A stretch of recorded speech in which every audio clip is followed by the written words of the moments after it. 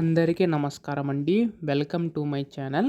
తెలంగాణ రాష్ట్ర వ్యాప్తంగా ఉన్న పెన్షన్దారులకు ఎట్టకేలకు రాష్ట్ర ప్రభుత్వం గొప్ప శుభవార్త అయితే చెప్పిందనమాట. సో మనకి ఈ యొక్క ఆసరా చేయూత పెన్షన్ సంబంధించి గాను నిధులు అనేవి అయితే విడుదల చేయబోతుందండి.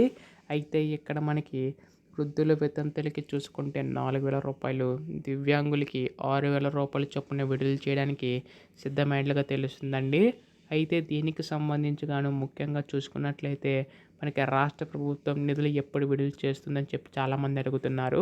అయితే ఈ వీడియోలో మొత్తంగా తెలుసుకుందామండి, ఎప్పుడు విడుదల చేస్తారో ప్రతిదీ కూడాని. అంతకంటే ముందు చాలామంది వీడియోని అయితే చూస్తున్నారు కానీ సబ్స్క్రైబ్ చేసుకోవడం లేదు. మీరు కనుక సబ్స్క్రైబ్ చేసుకుంటే నేను పెట్టే ప్రతి చిన్న లేటెస్ట్ అప్డేట్ కూడా మీరు ఎప్పటికప్పుడు మిస్ కాకుండా తెలుసుకోగలుగుతారండి. ఇంకా ఆలస్యం చేయకుండా వీడియోలోకి అయితే వెళ్ళిపోదాం. సో మనకి ఇక్కడ తెలంగాణ రాష్ట్ర వ్యాప్తంగా ఉన్న పెన్షన్దారులకు రాష్ట్ర ప్రభుత్వ శుభవార్త అయితే చెప్పిందండి.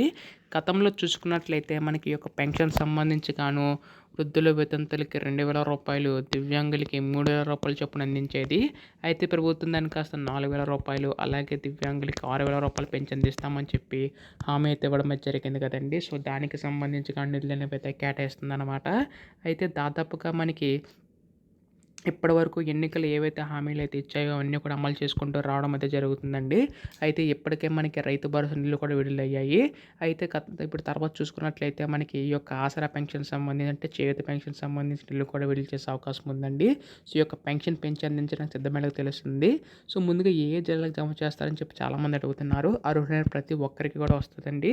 సో ప్రతి జిల్లాలకి కూడా మనకి ఈ యొక్క డబ్బులు అనేవి అయితే జమ చేస్తారనమాట. సో దీనికి సంబంధించి కానీ రాష్ట్ర ప్రభుత్వం మనకి రేపు ఎల్లుల్లోగా అయితే తాజా ప్రకటన అయితే చేయనుందనమాట. ఎప్పుడు దీనిపై అధికార ప్రకటన చేసినా మీరు ముందుగా తెలుసుకోవాలనుకుంటే మాత్రం ఛానల్ని సబ్స్క్రైబ్ చేసుకోండి. ధన్యవాదములు. జై హింద్.